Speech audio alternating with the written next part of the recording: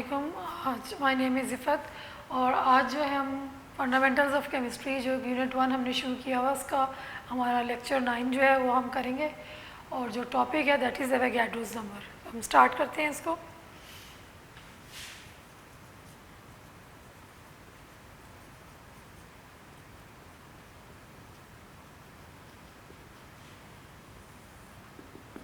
सबसे पहले इसकी जो डेफिनेशन है, it is the collection of 6.02 into 10 raised to power 23 particles। अच्छा, अब जो है इसकी डेफिनेशन तो ये है, it is the collection of 6.02 into 10 raised to power 23 particles. अब एक्चुअली एवोगैड्रोस नंबर है क्या चीज़?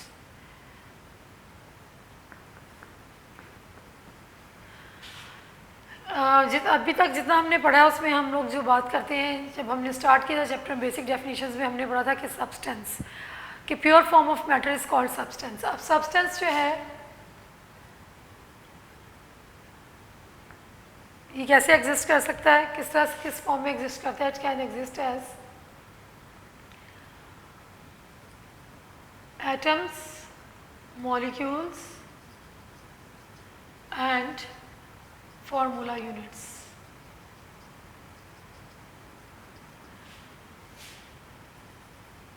एलिमेंट्स, एटम्स जो हैं एलिमेंट्स में प्रेजेंट होते हैं। एलिमेंट अगर हम सिंपल एक सिंगल सब्सटेंस ले लेते हैं, carbon, oxygen, hydrogen elements, it is composed of different types of, it is composed of atoms which have same atomic number and it consist of same kind of atoms. Molecules में हमारे पास compound आ जाते हैं जो कि similar atoms के combination से भी बनते हैं, chemical combination of similar atoms, chemical combination of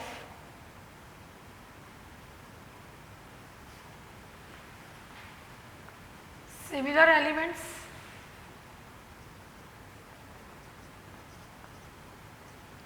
और it's a chemical combination of different elements. ये लास्ट टॉपिक में हमने पढ़ा था।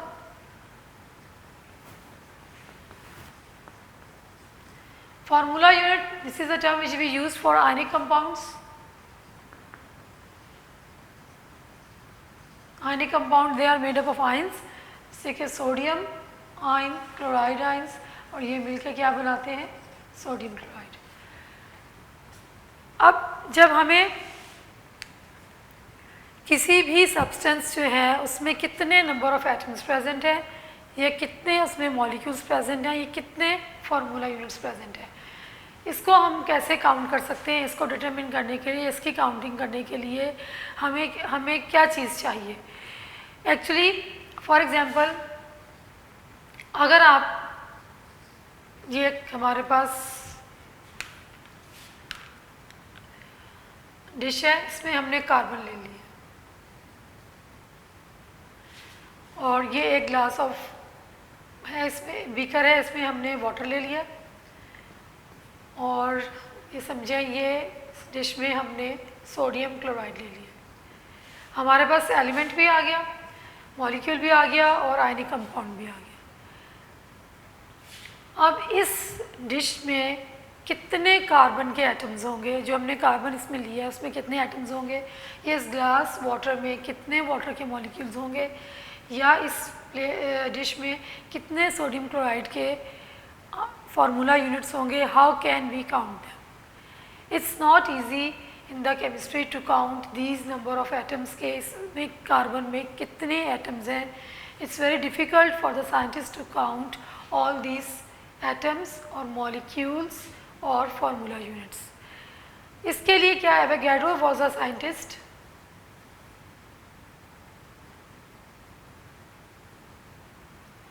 who facilitated the counting of the atoms, molecules or ions in the element, in the molecule of a compound or in the ionic compound। Avogadro एक scientist था जिसने कि एक नंबर डिस्कवर किया जिसको कि हम एवोगैड्रोस नंबर बोलते हैं, और उससे क्या हुआ कि काउंटिंग जो है वो हम इजी हो गई, आसान हो गई। वो नंबर जो है वो क्या कहलाता है, Avogadro's number.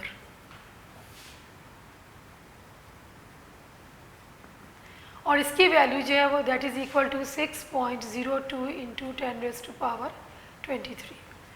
Now 6.02 into 10⁻23 it is equal to 1 mole. जैसे कि फॉर एग्जांपल 1 डजन एग्स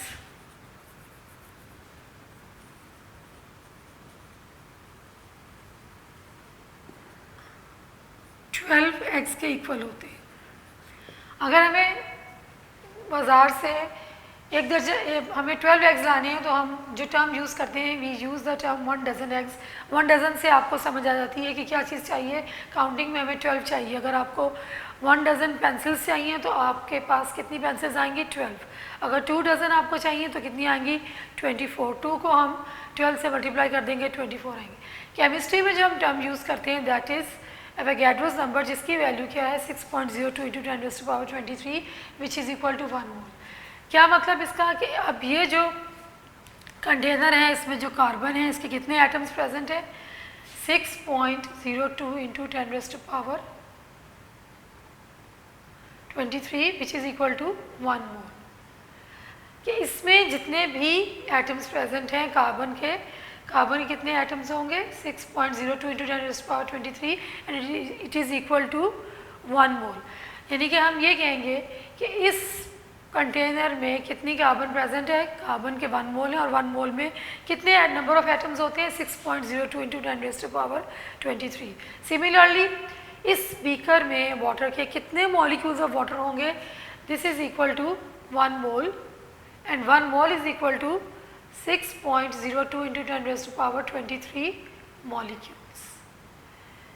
इस कंटेनर में सोडियम क्लोराइड के कितने फार्मूला यूनिट्स होंगे, 1 mole of it is equal to 1 mole of sodium chloride और इसमें कितने होंगे 6.02 into 10⁻23 sodium ions and chloride ions. So अब हमारे लिए ये चीज़ इजी हो गई कि हम किसी भी जो अमाउंट है उसको कैसे काउंटिंग कर सकते हैं। कि जैसे हमने ये यहाँ पे पढ़ा कि 1 डजन एग्स 12 के इक्वल होता है, so 1 mole is equal to 6.02 into 10⁻23 atoms, molecules और फार्मूला यूनिट्स या आइंस, या हम इसको पार्टिकल्स भी बोल सकते हैं। Atoms, molecules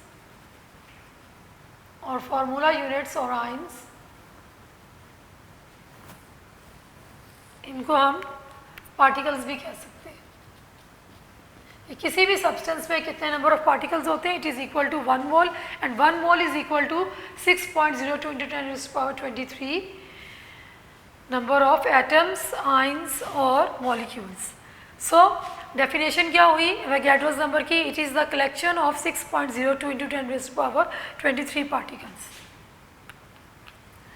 It is the collection of 6.02 into 10⁻23 particles। थोड़ा सा और इसको हम समझ लेते हैं और एग्जांपल्स इसकी करते हैं डिटेल में।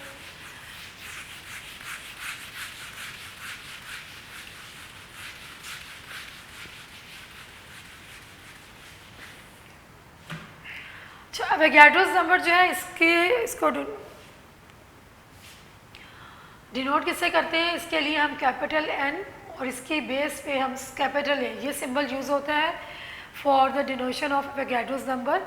N A means it is Avogadro's number. Avogadro's number को इस तरह अगर नहीं लिखना हमने तो N A stands for Avogadro's number. It is represented by Avogadro's number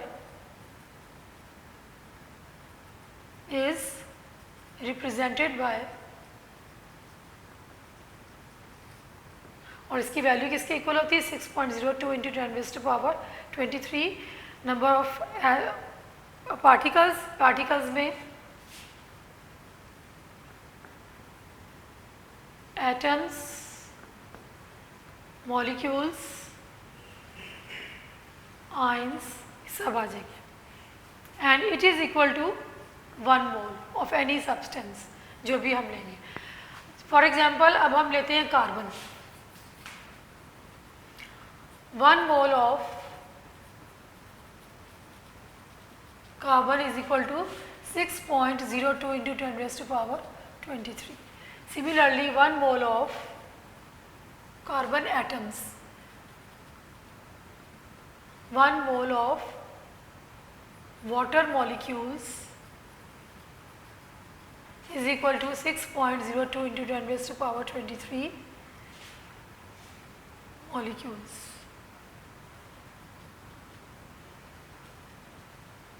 And 1 mole of sodium chloride consists of 6.02 into 10⁻23 formula units or ions.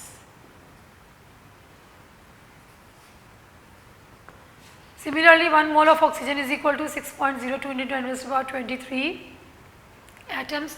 जितने भी एलिमेंट्स में टेबल में मौजूद हैं उन सब का 1 मोल जो है वो किसके इक्विवेलेंट होगा, 6.02 इंटू 10⁻23 पार्टिकल्स। अब वाटर को हम देखते हैं H2O। अगर हम वाटर में मॉलिक्यूल्स जो हैं वो किसके इक्वल है, 6.02, 1 मोल ऑफ वाटर मॉलिक्यूल्स जो हैं किसके इक्वल है, 6.02 इंटू 10⁻23 मॉलिक्यूल्स। अगर हमें 1 मोल ऑफ वाटर में एटम्स फाइंड आउट करने हैं तो उसके लिए हम क्या करेंगे, इसमें देखें 2 atoms of hydrogen, 2 multiply by 6.02 into 10⁻23 atoms of hydrogen.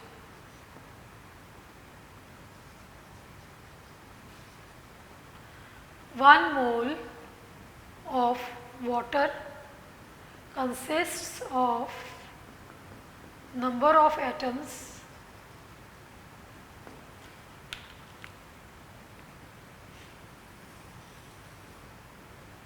इसमें 2 हाइड्रोजन के एटम्स हैं तो इसको हम 2 को इससे मल्टीप्लाई करेंगे, और ऑक्सीजन का ए क्या है तो ये क्या होगा, it is equal to 6.02 into 10⁻23 atoms of oxygen. So 1 mole of water में इतने जो है नंबर ऑफ एटम्स होंगे, ये होंगे number of atoms of hydrogen और number of atoms of oxygen. Sodium chloride,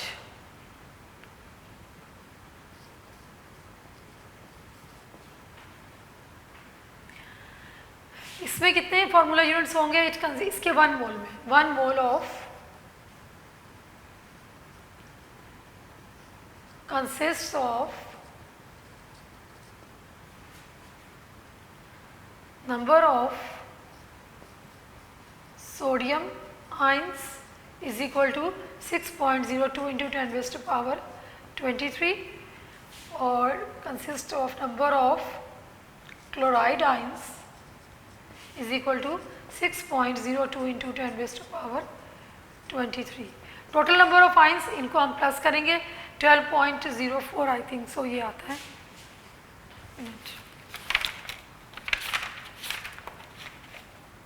ji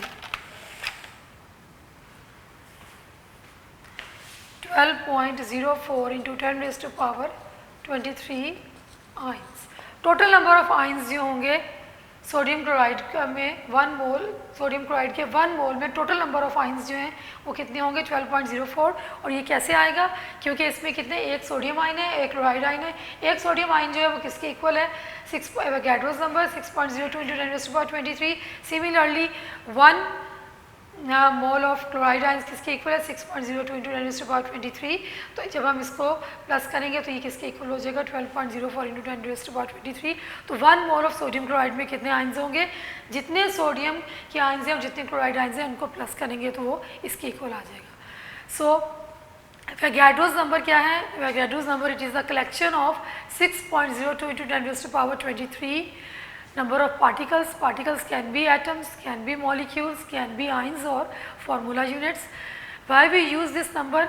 We use this number because it is not easy to find out or to count the number of the atoms, molecules or formula units in a given quantity of a substance.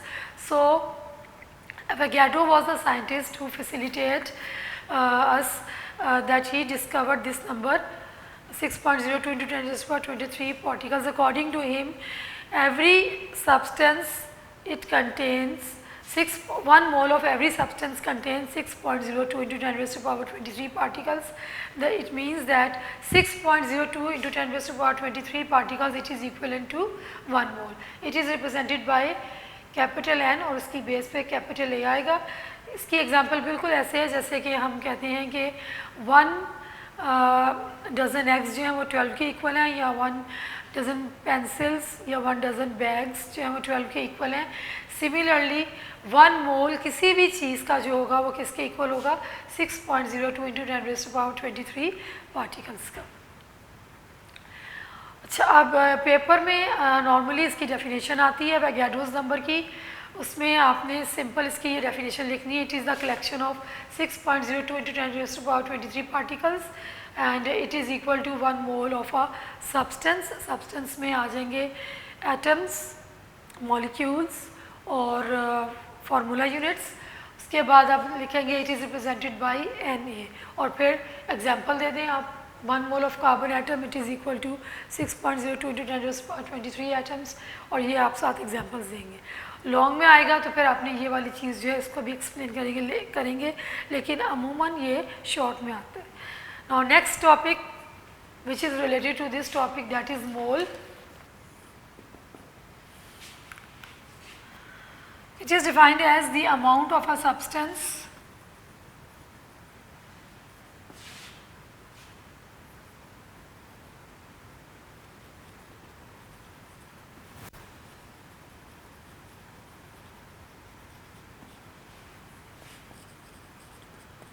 that contains or containing 6.02 into 10 raised to the power 23 particles. ये particles क्या क्या हो सकते हैं?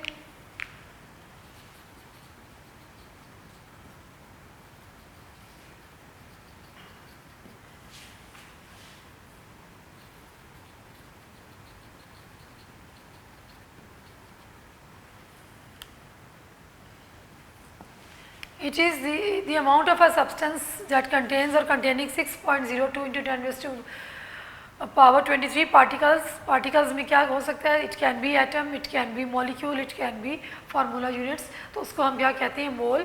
It is represented as और abbreviated as MOL. Short form में हम इसको ऐसे लिखते हैं. अब पिछला जो टॉपिक मैंने पढ़ा था ये उसी से रिलेटेड है कि किसी भी सब्सटेंस का जो 1 मोल है वो किसके इक्वल होता है, that is equal to 6.02 into 10 raised to the power 23 particles. Mole जो है ये हमें इसका फ़ायदा क्या होता है कि जब भी कोई केमिकल रिएक्शन होता है उसमें जब हम केमिकल रिएक्शन करने के लिए हमें किसी भी सब्सटेंस की कितनी अमाउंट रिक्वायर होती है उसको हम कैसे डिटरमिन करते हैं, in the form of moles. For example H2 plus O2 water. अब इसको हम कैसे कैलकुलेट करेंगे कि अगर हमें हाइड्रोजन को कंबाइन करना है हाफ मोल ऑफ ऑक्सीजन से और वाटर बनाना है तो हमें हाइड्रोजन का 1 मोल चाहिए, ऑक्सीजन का हाफ मोल चाहिए, और ये क्या बनेगा? वाटर का 1 मोल. यहाँ पे अगर नहीं कुछ लिखा हुआ तो इसका मतलब है 1 mole of hydrogen, half mole of oxygen and 1 mole of water जो प्रोड्यूस होगा. अब मोल फाइंड आउट बनाने के लिए, 1 मोल बनाने के लिए हमें क्या चीज़ रिक्वायर होती है, अब हम इसको देखेंगे. शुरू में हमने चैप्टर के पढ़ा था कि किसी भी एटम्स का अगर हमें मैस ये करना है या फिर मॉलिक्यूल्स का मैस ये करना है, सम ऑफ मॉलिक्यूल्स का कैसे आता है? Sum of atomic masses of the atoms present in the molecule is known as molecular mass. और फार्मूला मैस क्या होता है? Sum of the mass of all the atoms present in one formula unit of an ionic compound. Or atomic mass of an atom is known as the atomic mass. Mass of one hydrogen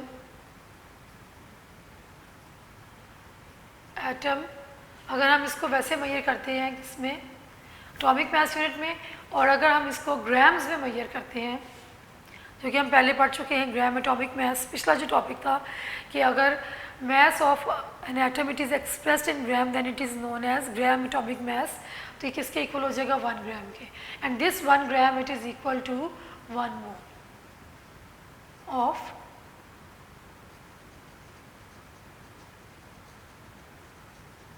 hydrogen atom.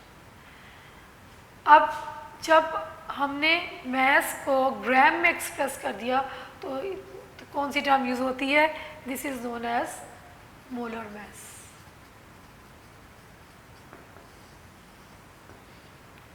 When atomic mass is expressed in grams तो हम उसको क्या बोलते हैं, molar mass. किसी भी substance का जो मास है वो, उसके लिए जो यूनिट्स हम यूज़ करते हैं एटॉमिक मास यूनिट, लेकिन अगर हम उसको ग्राम्स में लें तो वो क्या कहलाता है, ग्राम एटॉमिक मास 1 ग्राम, और वो इक्वल होता है 1 मोल ऑफ दैट एटम। तो इसको हम क्या बोलेंगे,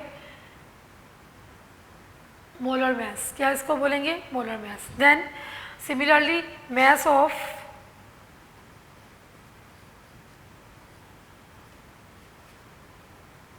one molecule of water it is equal to 18 atomic mass unit which is equal to 18 grams, और ये क्या हो जाएगा, 1 mole of water. Then mass of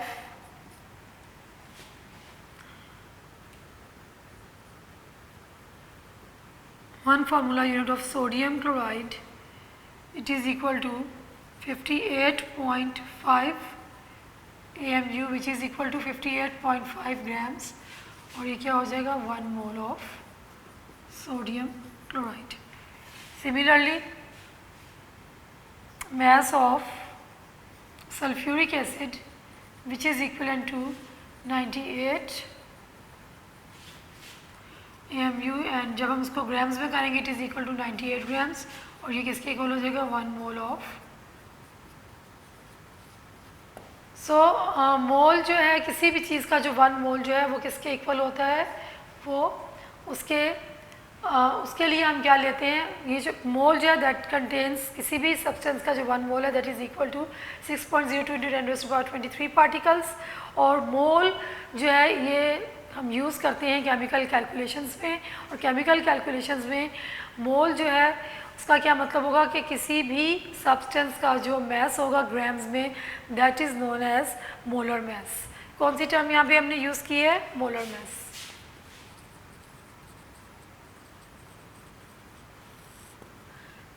can be the mass of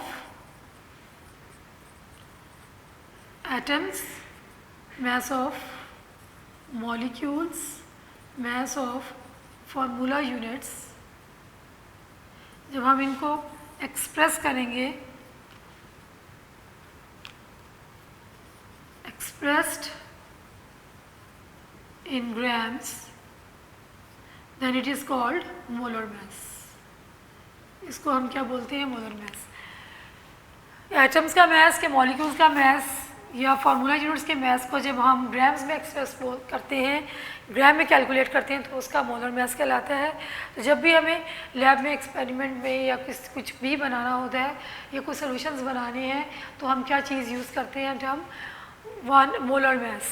और किसी भी चीज़ का 1 मोल जो है वो हम कैसे कैलकुलेट करेंगे कि उसका जो एटॉमिक मास, मॉलिक्यूलर मास, ये फार्मूला मास जो ग्राम्स में होगा that is its molar mass. So इस टॉपिक के जो नीचे एंड में जो डेफिनेशन दी हुई है, quantitative definition of mole.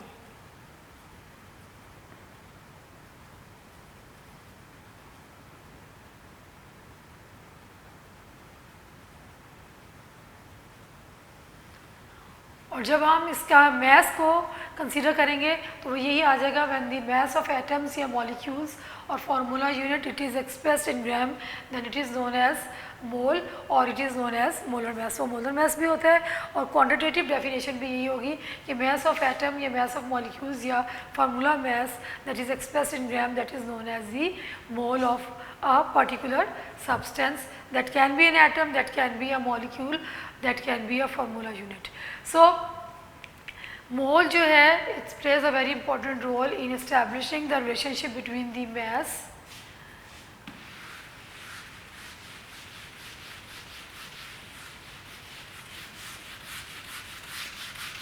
and how it establishes the relationship between the mass and the mole.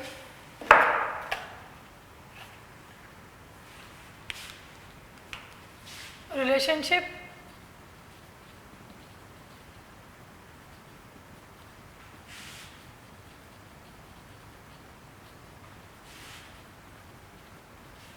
mole and mass. किसी भी चीज़ का जो मोल होगा that is equal to known mass of a substance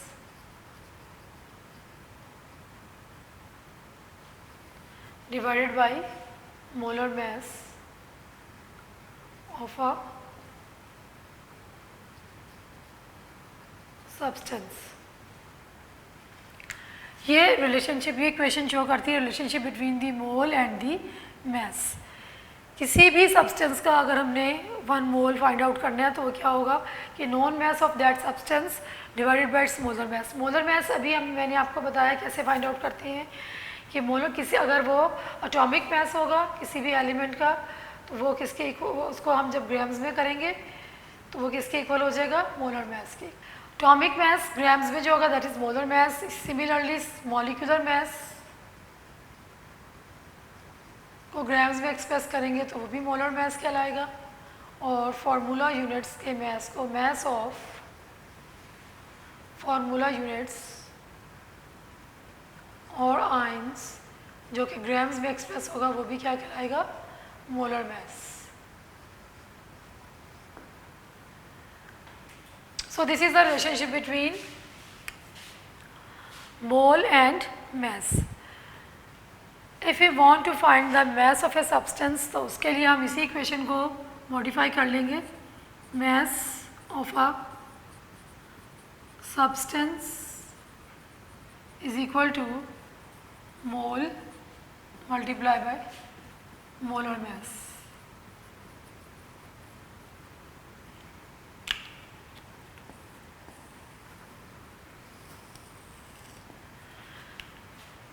किसी भी सब्सटेंस का अगर हमने मैस फाइंड आउट करना है तो मोल, नंबर ऑफ मोल्स को हम मोलर मैस से मल्टीप्लाई करेंगे तो हमारे पास मैस ऑफ ए सब्सटेंस आ जाएगा। अब ये जो टॉपिक है इसमें भी नॉर्मली डेफिनेशन ही आती है।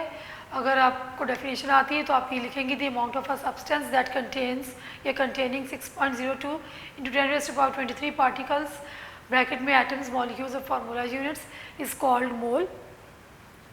It is abbreviated as MOL और उसमें आप एग्जांपल दे दें कि 1 mole of carbon it is equal to 6.02 into 10⁻23 particles या 1 mole of water it is equal to 6.02 into 10⁻23 particles. अगर आपसे पूछा जाता है what is the quantitative definition of mole तो फिर आप जो एंड में दी हुई डेफिनेशन टॉपिक है कि when the atomic mass, molecular mass और formula mass it is expressed in grams then it is known as the quantitative definition of mole or it is equivalent to 1 mole of a substance. For example जो मैंने आपको पहले बताई थी example इसमें क्या आ जाएगी कि 1 mole of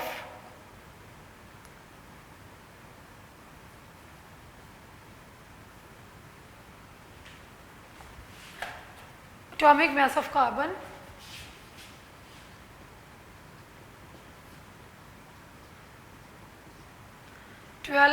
grams is equal to 1 mole of carbon. Atomic mass of water, molecular mass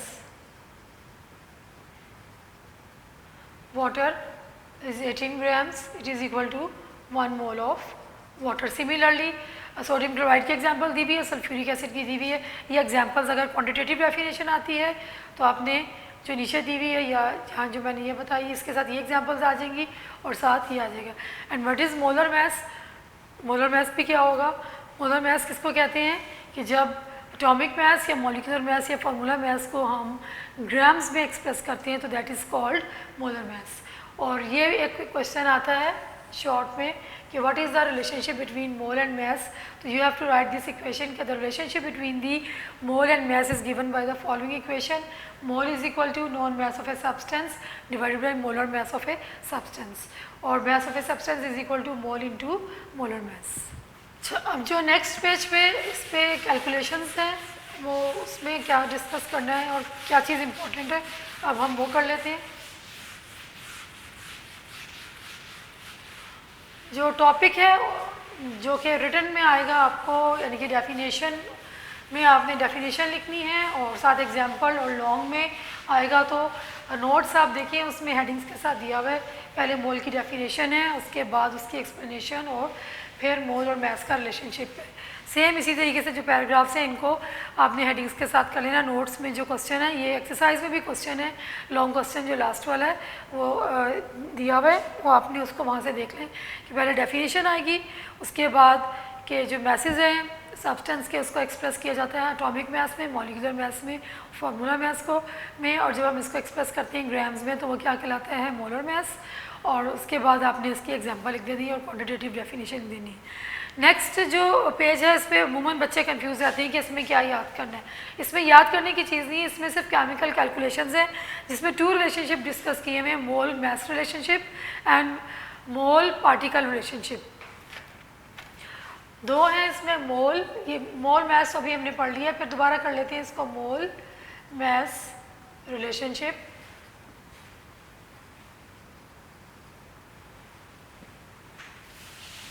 mole particle relationship.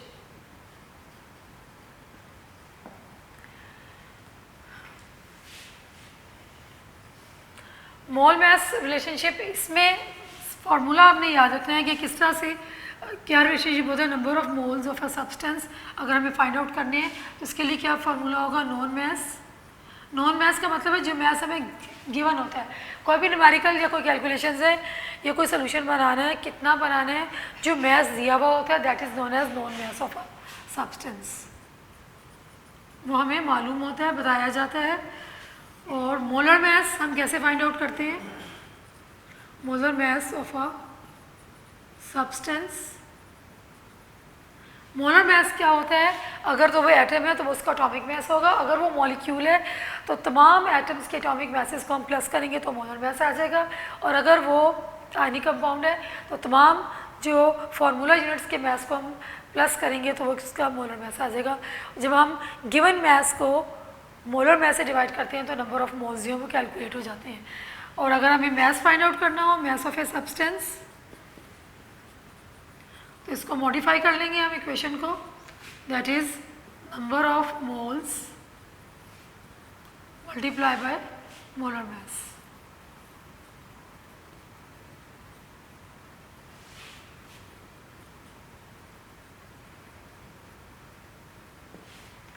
Mole particle relationship, इसमें हम किस तरह से फाइंड आउट करते हैं कि पहले तो बात ही कि पार्टिकल्स जो हैं ये, फिर मैं आपको बता दूं पार्टिकल्स जो हैं का मतलब क्या है। किसी भी सब्सटेंस के एटम्स भी हो सकते हैं, दे कैन बी मॉलिक्यूल्स और दे कैन बी आयंस और फार्मूला यूनिट्स। अगर वो एक एलिमेंट है तो उसके एटम्स होंगे, पार्टिकल हम उसको एटम्स को बोलेंगे। अगर वो कंपाउंड है तो उसके मॉलिक्यूल्स होंगे, अगर वो आयनिक कंपाउंड है तो उसके फार्मूला यूनिट्स होंगे। अब mole is equal to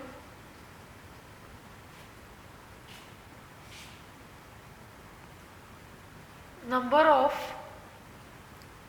particles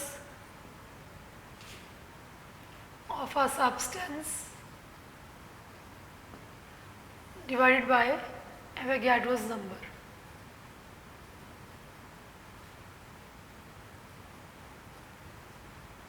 इसको हम Na भी लिख सकते हैं। अगर हमें मोल फाइंड नंबर ऑफ पार्टिकल्स दिए हुए हैं तो हमें मोल फाइंड आउट करना है, तो हम नंबर ऑफ पार्टिकल्स को Avogadro's number that is 6.02 into 10⁻23 से डिवाइड कर देंगे नंबर ऑफ पार्टिकल्स को, तो सब्सटेंस का मोल जो आ जाएगा। और अगर हमें number of particles find out करने हो तो हम इसको कैसे मॉडिफाई करेंगे, नंबर ऑफ पार्टिकल्स अगेन फिर मैं आपको बता दूँ पार्टिकल्स कौन कौन से होते हैं, एटम्स, मॉलिक्यूल्स, आयंस और formula units is equal to mole multiply by N A, फिर N A is Avogadro's number.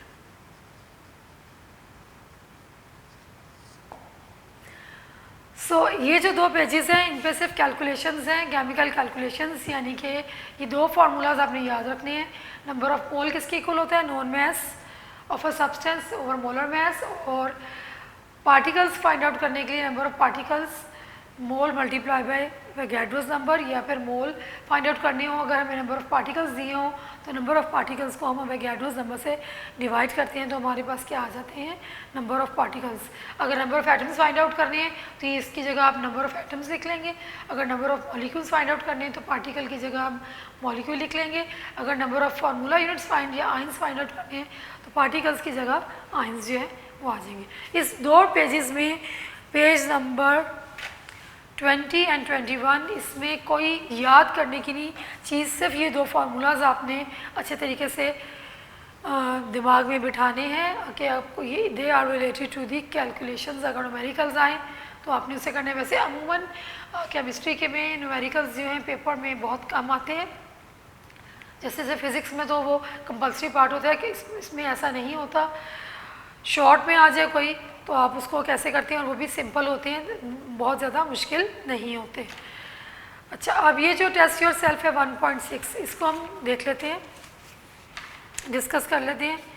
Which term is use to represent the mass of 1 mole of molecules of a substance. किसी भी substance के 1 मोल को represent करने के लिए हम कौन सी टर्म यूज़ करते हैं, we use the term molar mass.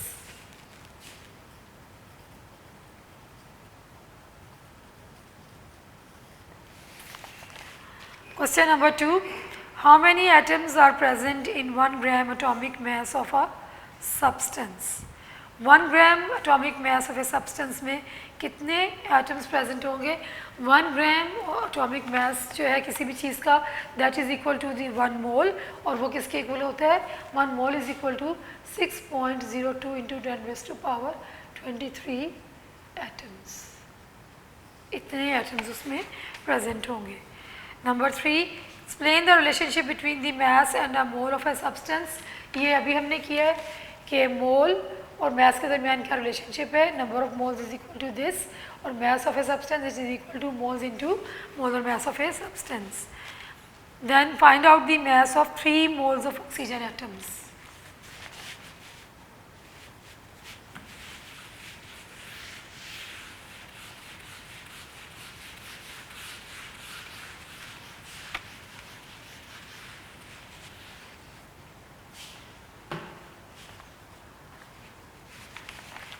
Question है हमारा, find out the mass of 3 moles of oxygen atom. Moles of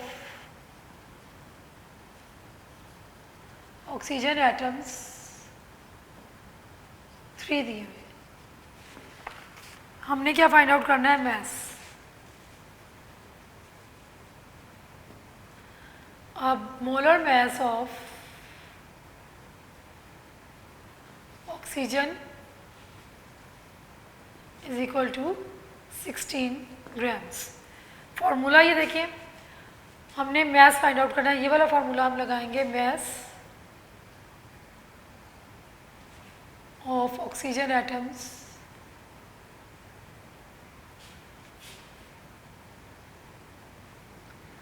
moles multiply by molar मास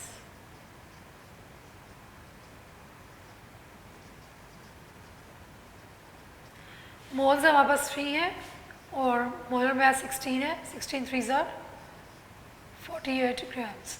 तो 3 मोल्स ऑफ ऑक्सीजन एटम्स जो हैं उनका कितना मास होगा 48 grams. Very simple.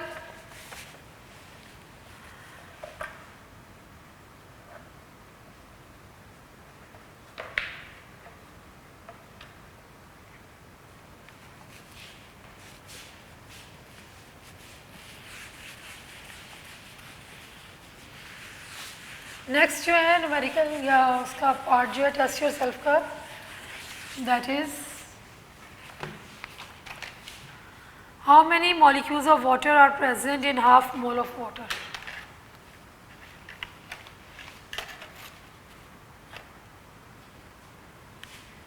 How many molecules are present in half mole of water.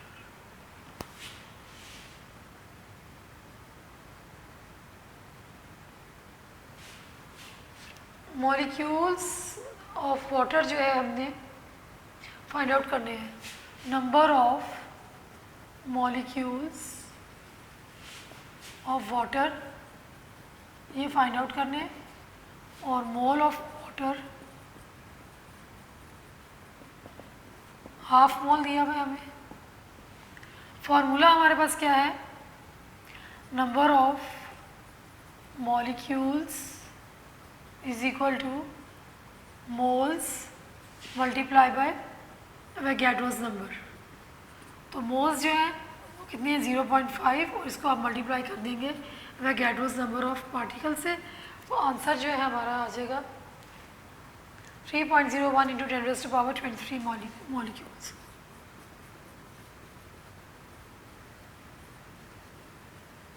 Simple से। सो आज का जो लेक्चर था इसमें हमने एवोगैड्रोस नंबर को पढ़ा और मोल को पढ़ा, और relationship between mole and mass and relationship between particle and जो मोल है वो हमने पढ़ा। इसमें इम्पॉर्टेंट टॉपिक है, डेफिनेशंस बहुत इंपॉर्टेंट हैं, इसको आप अच्छे तरीके से करें। मुश्किल नहीं है, बिल्कुल आसान है, समझ के इसको जैसे मैंने आपको बताया इसको एग्जांपल्स के साथ आपने बताना है। एवोगैड्रोस नंबर जो है वो हम यूज़ करते हैं काउंटिंग के लिए। So it is the collection of 6.02 into 10⁻23 particles and it is equal to 1 mole of a substance. Substance जो है that can be an atom, that can be a molecule and that can be a formula unit for an ionic compound. और mole क्या होता है, मोल it is the amount of the substance that contains 6.02 into 10⁻23 particles. It is abbreviated as MOL। और उसके बाद molar mass क्या होता है कि when the atomic mass, molecular mass or the formula mass it is expressed in grams, then it is known as molar mass। और फिर जो उसके रिलेशनशिप हैं, जो फार्मूलाज हैं वो आपको याद करने हैं। आज का लेक्चर हमारा यहाँ पे ख़त्म होता है। अब इंशाल्लाह नेक्स्ट जो है ये चैप्टर जो है हमारा यहाँ पे ख़त्म हो गया है। एक्सरसाइज जो है उसको आप अच्छे तरीके से नोट्स जो हैं आपने देखें, MCQs भी उसमें हुए हैं, और एक्सरसाइज के जो आंसर्स हैं डिटेल में लॉन्ग क्वेश्चंस के, शॉर्ट के, वो भी दिए हुए हैं। न्यूमेरिकल्स भी हुए हैं। न्यूमेरिकल्स पे इतना भी आप फोकस बेशक ना करें, जब हमारा सारा सिलेबस वाइंड अप हो जाएगा तो न्यूमेरिकल्स हम फिर दोबारा उसको मैं आपको अच्छे तरीके से इसको एक एक न्यूमेरिकल अलग कर लेंगे, क्योंकि अभी जो है ये ना हो कि आप कंफ्यूज हो जाएं और उसको गलत करें। सिंपल न्यूमेरिकल्स जो थे वो मैंने आपको बता दिए हैं, बस सिर्फ यहाँ ये आप अच्छे तरीके से डेफिनेशंस और कैलकुलेशंस जितनी मैंने बताई ये कर लें। बाकी जो न्यूमेरिकल्स हैं डिटेल में वो हम by the end of the syllabus में आपको उसको दोबारा करवा दूँगी, तो वो हम उसमें कर लेंगे। अब जो नेक्स्ट लेक्चर होगा उसमें हम नेक्स्ट चैप्टर इंशाल्लाह स्टार्ट करेंगे। जब तक अल्लाह हाफिज़।